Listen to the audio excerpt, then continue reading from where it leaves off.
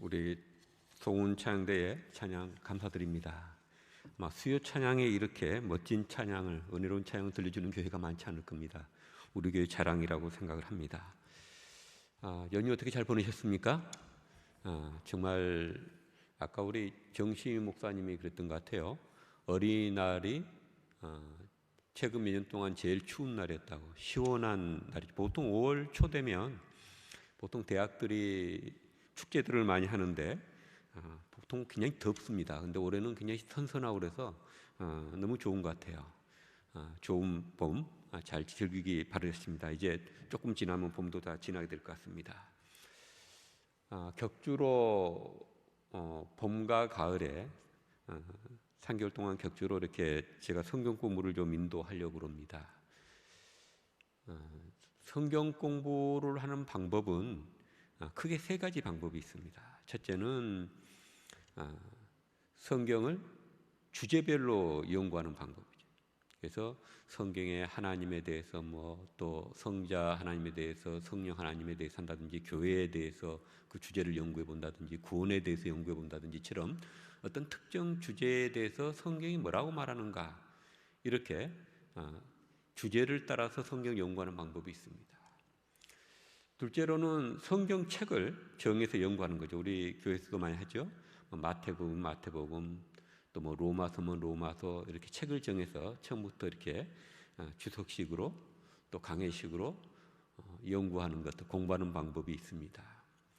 세 번째로 또 많이 선택하는 방법은 성경의 인물을 따라서 성경을 연구하는 거죠. 그리고 역사를 탐구할 때도 역사의 큰 인물들을 따라서, 또 철학 같은 공부를 할 때도 철학자들을 중심으로 해서 이렇게 연구를 하는 방법이 있듯이, 성경도 성경의 주요 인물들을 따라가면서 성경을 연구하는 방법이 있습니다.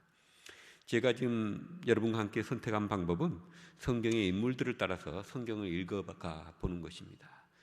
인물들을 따라서 성경을 공부하는 장점은 뭐냐면, 시대가 다르고 환경이 다르지만 인간이라는 공통점은 같잖아요. 인간의 근원적인 문제들은 옛날에 사는 인간 사람들이나 지금이나 비슷하죠. 사람의 삶의 죽음의 문제, 옛날에 사람들도 죽음의 문제로 고민했었죠. 또 삶의 의미 문제, 어떻게 살아야 삶이 후회가 없고 보람되게 살 수 있을까, 그런 문제, 교육의 문제, 삶의 기쁨의 문제, 이런 행복의 문제, 이런 문제들은 똑같은 거죠. 그래서 성경의 구체적인 인물을 선택해서 나하고 비교해 가면서 같이 우리가 성경을 공부하면 또 그 나름대로 장점이 있습니다. 첫 번째 인간, 오늘은 아담에 대해서 함께 좀 생각을 나누려고 합니다. 이 아담 그러면 우리 모든 대부분 성도들은 첫 번째 인간, 남자 인간이었던 그 인간의 고유명사인 이름으로 생각을 합니다. 성경의 아담이라는 것은 처음 인간의 고유명사로서의 이름이기도 하지만 그냥 사람 전체를 가리키는 말이기도 합니다. 그냥 일반 인간, 인류, 이걸 가리킬 때도 이 아담이라는 말을 씁니다. 이 아담이라는 말은 어디서 나왔을까?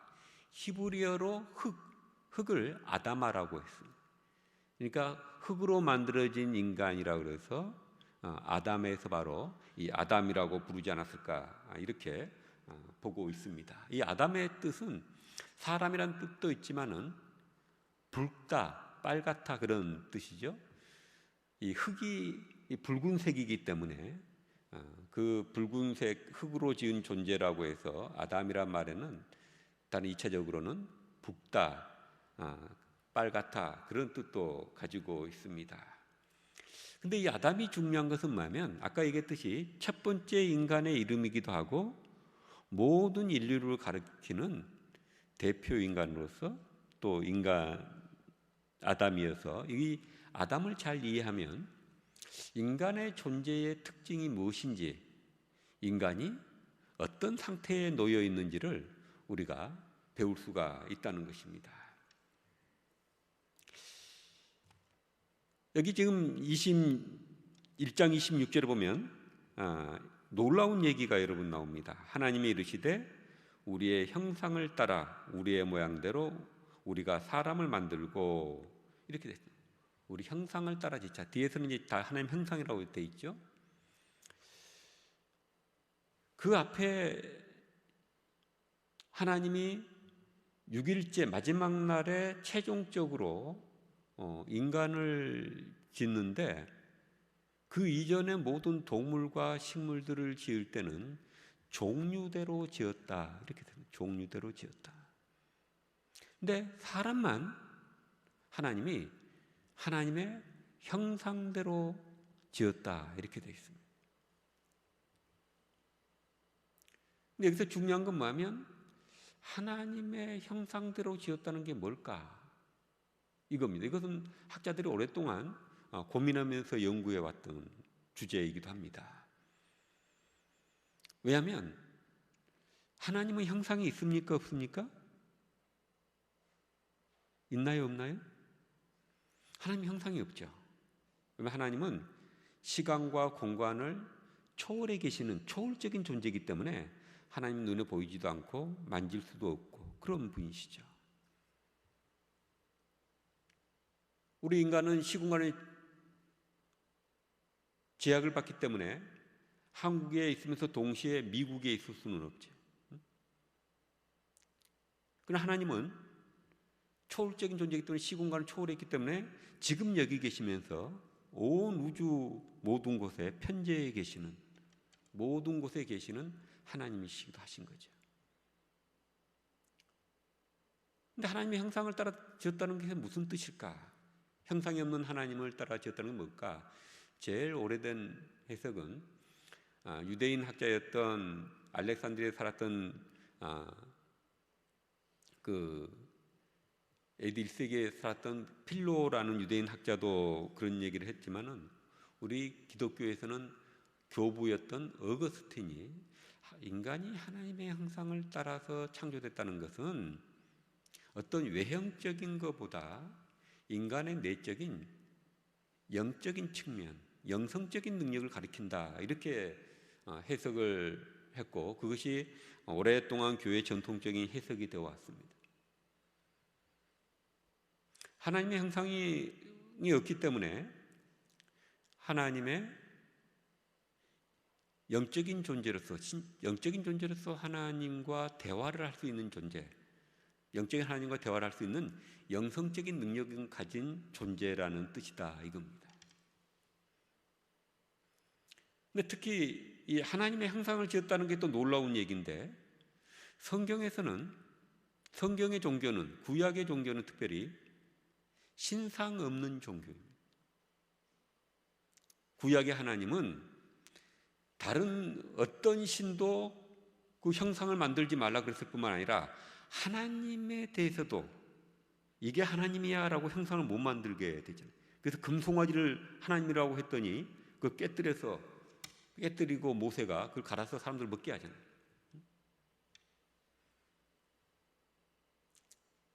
하나님의 형상은 절대 본따지 못하게 되어 있는데 인간은 하나님의 형상을 본따서 만들었다는 거예요. 그러니까 인간을 얼마나 하나님이 위대하게 만들었는지 알 수가 있죠. 그러니까 하나님이 인간을 영적인 존재로 만들었을 뿐만 아니라 시편 8장 8편 5절 이하에서 보듯이 하나님이 우리 인간을 천사보다 조금 못하게 지으시고 그 인간의 머리에 관을 씌우고, 이 관은 왕관을 가리킵니다. 관을 씌우시고 그리고 모든 하나님의 창조물을 다스리게 하셨다, 이렇게 돼요. 영적인 존재로 하나님과 대화할 수 있는 존재로 만드셨을 뿐만 아니라 그 인간이 하나님을 대신해서 이 땅에서 하나님이 창조한 모든 것을 다스리는 존재가 되겠죠. 여기 보면은 그 하반절에 보면 우리의 모양대로 우리가 사람을 만들고 그들로 바다의 물고기와 하늘의 새와 가축과 온 땅과 땅에 기는 모든 것을 다스리게 하자. 하나님을 대신해서 모든 걸 다스리는 왕 같은 존재로 인간을 귀하게 창조하셨다는 것입니다. 다시 조금 앞으로 돌아가서 우리가 하나님의 형상대로 하나님과 대화하고 영적인 존재로 만들었다. 이것은 우리 인간을 내게 대해서 굉장히 중요한 얘기를 해주고 있습니다. 인간을 동물과 비교해서 오랫동안 사람들은 인간을 정의해 왔습니다. 인간에 대한 오래된 정의들이 어떤 건가요? 인간은 동물들과 같이 사회를 만들어서, 제도를 만들어서 사는 존재다, 이렇게 정의해 왔습니다.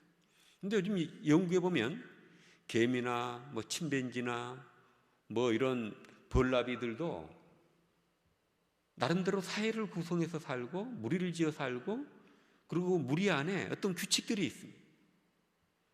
그러니까 인간과 수준의 질적인 차이는 있지만 사회를 지어서 인간이 산다는 것이 인간만의 특징은 아니라는 것입니다. 또 인간을 동물과 구분해서 인간은 이성적 존재라고 얘기를 하죠. 머리를 쓴다는 거죠. 근데 요즘 연구해 보면 제인 구달 같은 사람들에게 연구로 유명해졌죠. 이 침팬지를 보면 흰개미를 잡아먹을 때 그 구멍 안으로 손을 집어넣을 수 없으니까 풀을 꺾어가지고 흰개미 굴 속으로 이렇게 쭉 집어넣어서 쭉 당기면 개미들이 따라 올라오면 그걸 훑어서 먹고, 또 침팬지는 손이 안 닿으면 막대기 같은 걸 당겨서 먹기도 하고 돌로 이 과일이나 열매 껍질을 깨서 먹기도 하고 그러잖아요. 인간만의 특징은 아니에요. 침팬지도 머리를 쓰는 거죠. 또 인간은 언어적 존재다, 이런 표현을 쓰죠. 인간만이 언어를 사용한다. 근데 질적인 차이는 있지만 요즘 연구해 보면 그런 동물들 세계에서도 소리를 통해서 의사소통을 한다는 게 다 발견이 됐습니다. 벌들이 꿀을 따러 다닐 때 아무 데나 다니는 게 아니고, 가만히 연구해 보면 벌꿀들이, 어떤 벌꿀이 한 20km 밖에 저 먼 데서 꿀을 따고 왔어요. 근데 벌이 와서 꿀을 갖다가 토해놓고 그 다음에 그 벌이 날아갈 때 다른 벌들이 다 따라가더라는 것입니다. 왜 따라갈까?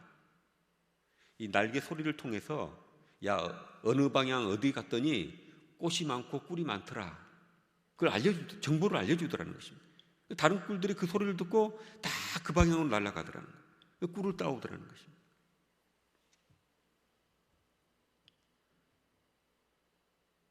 또 인간은 동물과 달리 도구를 사용한다 그러는데, 아까 봤듯이 침팬지나 이런 것도 도구를 사용해서 뭘 쓰잖아요. 인간만의 특징은 아니죠. 동물을 연구하면서 지금까지 사람들이 발견하지 못한 것은 뭐냐면, 동물들이 종교적 행위를 한다는 것을 보지 못했어요.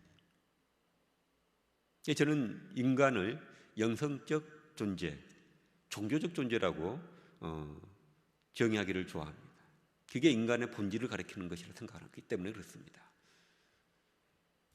인간들만 종교적인 욕구를 드러내요. 가르쳐주지 않아도. 고대로부터 지금까지, 아마존은 밀림으로부터 첨단 1세기에 이르기까지 종교 행위를 하는 거예요. 본능처럼. 우리가 몸을 가지고 있으니까 이런 배고픔을 느끼잖아요. 식욕을 가지고 있어요. 몸을 가지고 몸의 욕구를 가지고 있는 것입니다. 우리가 지성을 갖고 있기 때문에 지적인 욕구가 있죠.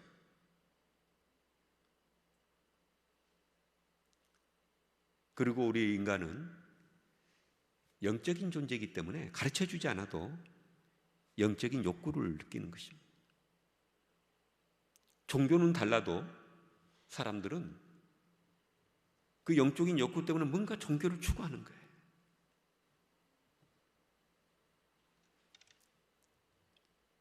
그래서 인간은 영적인 게 채워질 때 중심이 잡히고, 정신도 중심을 잡히고, 몸도 건강해지고, 몸에 약한 것도 이겨낼 수 있고, 그리고 영적인 중심이 잡힐 때 정신뿐만 아니라 삶의 중심이 잡힌다는 것입니다. 여러분의 경험은 어떻습니까? 제가 예수 그리스도를 믿고 회개하고 주의 성령을 체험했을 때 그때 제가 비로소 저는 사람이 되었다 생각. 하나님을 닮은 형상으로서 인간이 되는 느낌을 받았어요.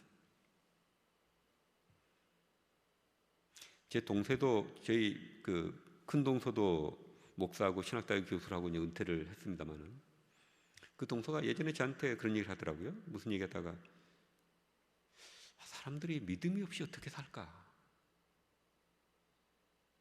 하나님을 모르고 어떻게 사는지 모르겠어.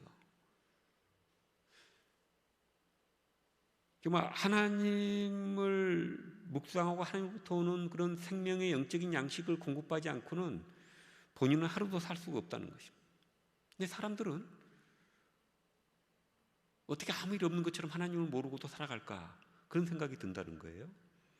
하나님이 아는 사람, 하나님을 아는 사람은 그렇죠. 어떤 분이 50이 넘었을 때 이런 얘기를 저한테 하더라고요. 50이 넘으니까 속이 좀 허해져서 허함을 느껴서 요즘 일을 열심히 하고 있습니다. 저한테 그렇게 얘기하더라고요. 그분은 기독교인이 아니었어요. 그래서 제가 그분한테 그렇게 얘기했습니다. 그 허함은, 내면의 그 공허와 허함은 존재의 근원적인 욕구가 채워지지 않아서 그렇습니다. 그건 일을 해서 뭐 보람을 느껴서 채워질 수 있는 게 아니고, 지금까지 어떤 육체적인 욕구, 정신적인 욕구에 막 쫓기며 살다가 눈에 보이지 않는다고 해서 영적인 측면을, 영적인 욕구를 그냥 무시했는데 이제 육체적인 것도 50이 넘어서 좀 쇠해지고, 그래서 육체적인 욕구도 좀 가라앉고, 정신적으로도 뭐 이렇게 교육을 받고 하면서 뭔가 좀 채워졌는데, 또 공부를 해보니까 뭐 별것도 아니라는 생각도 들고, 이제 그래서 그 욕구도 좀 가라앉았는데, 지금까지 무시했었던 영적인 욕구가 내면에서 소리를 지르고 있는 겁니다. 신앙을 가지십시오.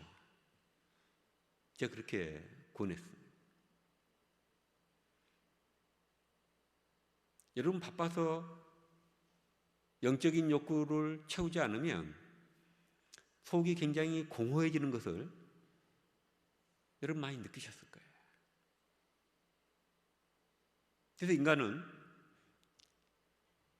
하나님의 형상으로서 인간은 영적인 존재이고, 그래서 우리가 인생을 살아갈 때 육체적인 건강뿐만 아니라 정신적인 건강, 영적인 욕구를 잘 채워서 영적으로 충만해져야 우리가 진정한 의미에서의 우리 내면의 중심이 잡히게 되고, 내면의 중심이 딱 잡혀야 오뚜기처럼 다른 것에 휘둘려도 다시 제자리에 설 수가 있게 되는 것입니다.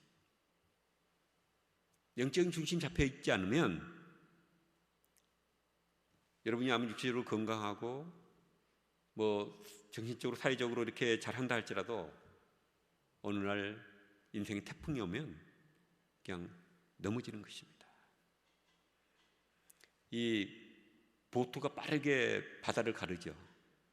파도도 헤치고 가르는데 그게 막 파도를 치면서도 넘어지지 않는 게 그 보트 밑바닥에 이 용골이라고 있습니다. 용골. 이게 뭐냐면 무게중심을 잡아주는 거죠. 큰 배들, 유조선들이 기름을 다 푸고 대양으로 나가면 기름을 다 퍼버렸기 때문에 배가 물 위로 높이 뜨기 때문에, 이 큰 배기 때문에 바람이 세게 불면 배가 넘어질 수 있습니다. 물속에 적당히 가라앉아야 됩니다. 그래서 적당히 가라앉히기 위해서 물을 채웁니다. 그래서 무게중심 잡죠. 가슴 아팠던 서해 해류가 넘어졌는데 짐을 많이 실으려고 아래층에 중심을 잡아주는 것을, 그 무게중심을 제대로 잡지 않고 위에까지 막 올려가지고 사람들 많이 싣고 그러다 보니까 무게중심이 약해져서 그 물살이 빠른 데 가서 배가 뒤집히고 만 것입니다. 배를 설계할 때 무게중심을 잡아주는 것, 그거 굉장히 중요합니다. 우리의 삶의 무게중심은 바로 우리의 영에 있습니다. 그래서 우리가 하나님으로 인해서 우리 내면이 채워져야 우리는 진정한 의미에서의 사람이 되고, 그리고 무게중심이 잡힌 넘어지지 않는 존재가 되는 것입니다. 그 성경의 인간은 어떤 인간이냐? 영적인 존재로서 무엇보다도 하나님과 관계를 통해서 영적인 영원한 생명을 공급받고 진리를 공급받는 존재로 살도록 돼 있습니다. 그리고 하나님과 관계를 기본으로 해서 사랑과 관계를 주셨습니다. 혼자 사는 것이 독차는 것 좋지 않다 그래서 하와를 주고, 그 다음에 공동체를 줘서 사랑과 관계, 건강한 관계 속에 살아가게 했습니다. 그리고 우리 인간에게 물질을 주셨죠. 자연과 물질을 주셔서 또 그것의 필요를 채우게 했습니다. 그래서 우리 인간은 하나님과 사랑과 물질과의 관계성 속에서 살아가게 되어 있습니다. 더 하나 말한다면 우리 인간은 나와의 관계도 있죠. 내가 내 자신을 스스로 관리하고 관계해야 되는 관계. 십계명 보면 구약의 모든 율법을 총 정리하면 613가지가 됩니다.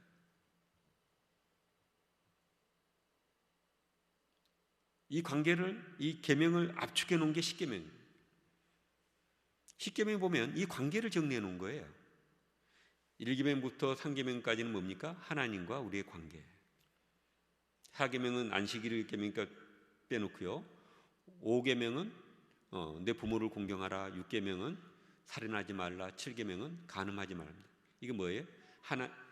인간관계를 가리키는 것인데, 인간관계의 기본을 갖다가 나와 부모의 관계, 부모와 자식 간의 관계, 그 다음에 나와 이웃 간의 관계, 그리고 남녀 간의 관계. 이게 인간관계의 근원적인 세 관계라는 거죠.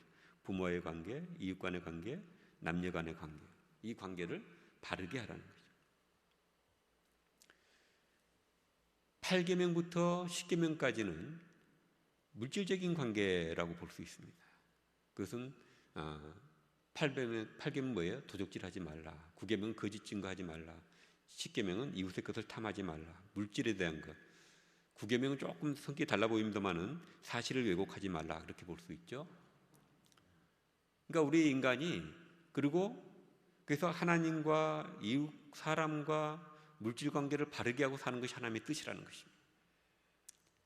안식일 날은 하나님께 예배하면서 4계명, 우리가 이 세 관계가 제대로 되어 있는지 다시 리셋하는 날로 안식일을 지키라는 것입니다. 주일날 우리가 예배 올 때 단순히 예배하는 게 아니라 하나님과 내 관계가 바르게 됐는지, 사람과의 관계는 바르게 됐는지, 내가 물질 생활을 바르게 하고 있는 것인지, 그 관계를 리셋하는 날이 되다. 타락이란 건 뭐냐? 이 관계가 깨뜨려지는 것입니다. 아담이 하나님께 불순종함으로 하나님과 관계가 깨지니까 어떻게 됩니까? 사람과의 관계도 깨지잖아요. 아내, 자기 책임을 갖다가 아내에게 미루고 그 자식들은 서로 쳐 죽이고, 사람과 사람 관계가 깨져나갑니다. 하나님 관계가 깨지면 다른 관계도 위험에 처하게 되는 거죠. 그리고 땅은 사람이 사는데 힘들도록 가시를 내고 엉겅퀴를 내고, 인간은 또 그 자연을 하나님의 뜻에 따라 잘 관리하는 것이 아니라 탐욕을 부려서 자연을 파괴하고 그렇게 되죠. 그래서 범죄해서 하나님과 관계가 깨지자 사람과 관계도 깨져나가고, 자연과 인간, 물질과 인간의 관계도 깨져나가는 걸 볼 수 있어요. 타락이라는 것은 다른 게 아니고 단순히 윤리적인 측면을 얘기하는 것이 아니라 근원적인 관계들이 깨져나가는 것입니다. 하나님과 관계가 깨져나가고, 사람과 관계가 깨져나가고, 그 다음에 자연과 물질과의 관계가 왜곡이 되는 거예요. 그게 타락인 거죠. 구원이란 뭐냐? 이 관계가 회복이 되는 거예요. 제일 근원적인 관계, 우리가 하나님을 믿고 회개하고 하나님과 관계가 회복돼서 하나님의 자녀가 되어 사는 것. 그래서 예수님도 뭐라고 얘기를 해요? 제일 큰 계명이 뭐냐고 사람이 묻죠. 그럼 마태복음 22장에 뭐라고 얘기합니까? 제일 큰 계명은 하나님을 내 마음과 목숨과 뜻을 다하여 사랑하라. 그러니까 하나님과 관계를 가장 중시하는, 목숨을 걸듯이 뜻을 다해 힘을 다하여 그 관계를 바로 하라는 것입니다. 그게 구원이니까. 그리고 내 이웃을 내 몸과 같이 사랑하라. 사람의 관계도 회복해 살아라. 주기도문에 보면 물질 관계도 얘기하죠. 맨 앞에는 하나님과 관계가 바로 되도록 기도하게 하고 6개의 강구로 이루어져 있잖아요, 주기도문. 그리고 일용할 양식, 물질의 관계 탐하지 말고 매일매일 필요한 것만 구하며 살아라. 내가 내 이웃을 용서한 것이, 내게 죄진 자를 용서한 것이 내 죄를 용서해달, 사람과의 관계를 용서하며 살도록 해주십시오라고 주기도문 안에 이 3가지 관계가 주기도문 안에 다 들어가 있는 것을 볼 수가 있습니다.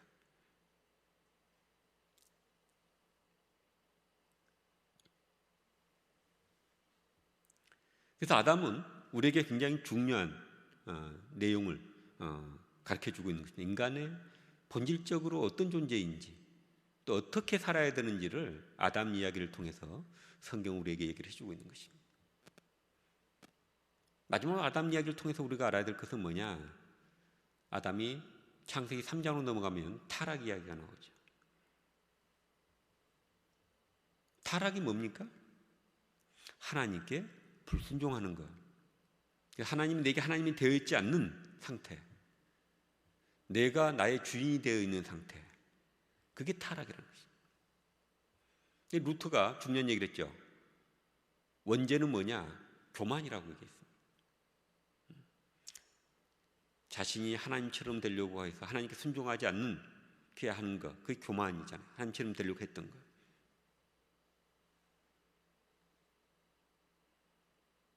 요즘 사람들이 제일 싫어하는 말이 아마 순종이라는 말일 거예요. 순종. 근데 이 진정한 의미를 우리가 배워야 됩니다. 우리 어려서부터 내 마음대로 해. 노래도 막 내 마음대로 해라고 막 부르잖아요. 대중가요도. 그래서 어려서부터 너 주관을 가지고 너 인생은 내 거야. 내 마음대로 해. 내 하고 싶은 대로 살아.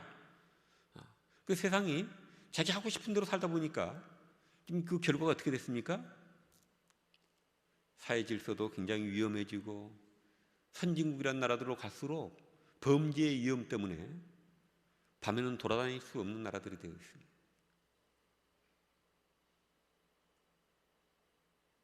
내가 하나님이니까 내 자유를 구속하지 말라.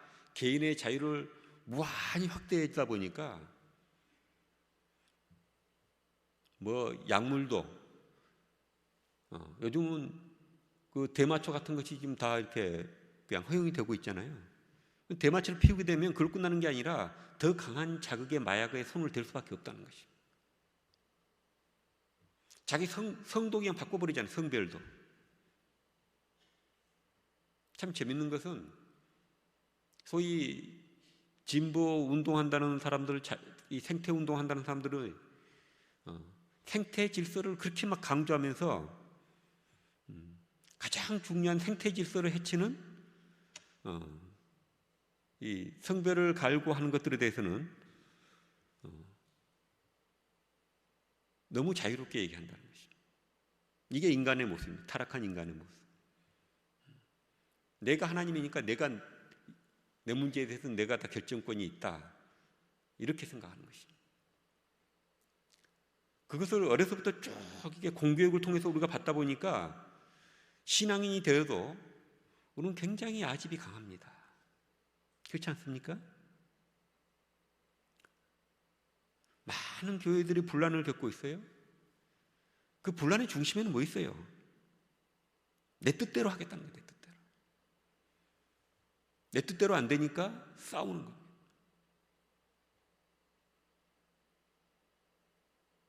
내가 주도권을 갖겠다. 교회가 대부분 싸우는 교회예요. 자기들이 주도권을 갖겠다. 내 뜻대로 하겠다. 이게 때문에 교회가 편이 나누고 싸우고 그런 문제가 생겨나는 것입니다. 다 살펴보십시오.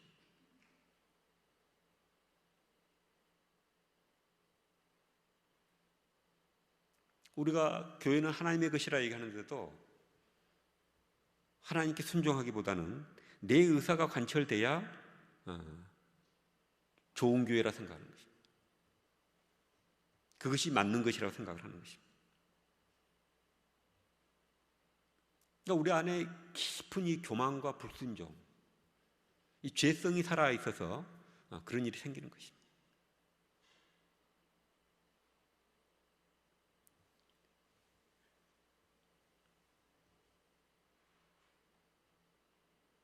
저 역시 늘 기도합니다. 순간적으로 내 주장을 지나치게 내세울 수 있고 하기 때문에 내 안에 늘 저기를 두죠. 그만해라. 됐다.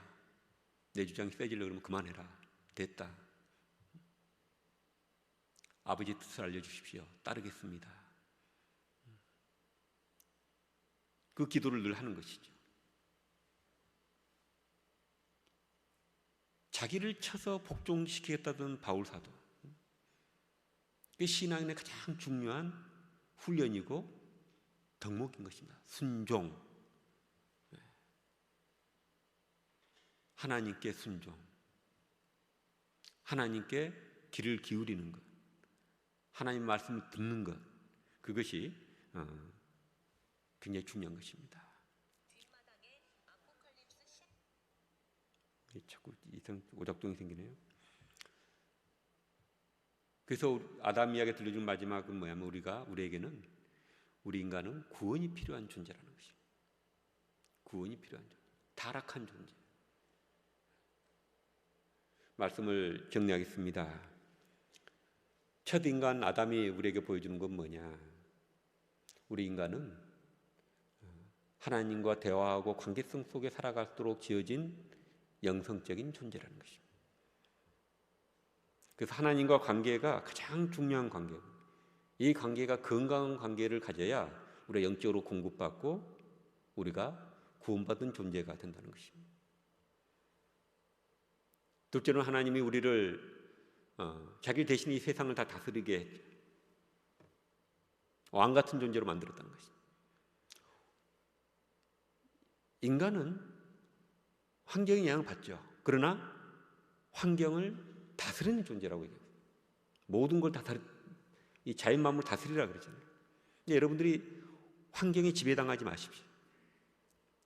슬픈 환경에 있다고 슬퍼하지 마십시오. 어려운 환경에 있다고 해서 인생이 어려워지지 마십시오. 믿음으로 그것을 이기는 것입니다. 요셉이 노예로 팔려갔지만 노예로 끝나지 않잖아요.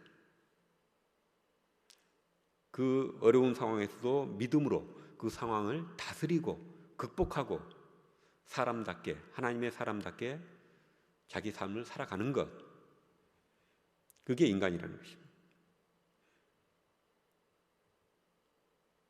그래서 우리 아담 이야기를 통해서 우리가 늘 하나님과 관계, 사람과의 관계, 물질과의 관계를 바로 하면서 우리가 하나님과 더불어서 삶을 다스리며 살아가는 존재로 살아야 된다는 것을 우리가 알 수가 있습니다. 저와 여러분들이 바로 이 아담 이야기를 통해서 우리의 본성이 뭔지, 어떤 상태에 있는지, 어떻게 살아야 되는지를 깨닫고 하나님의 뜻을 이루는 저와 여러분 되기를 바랍니다.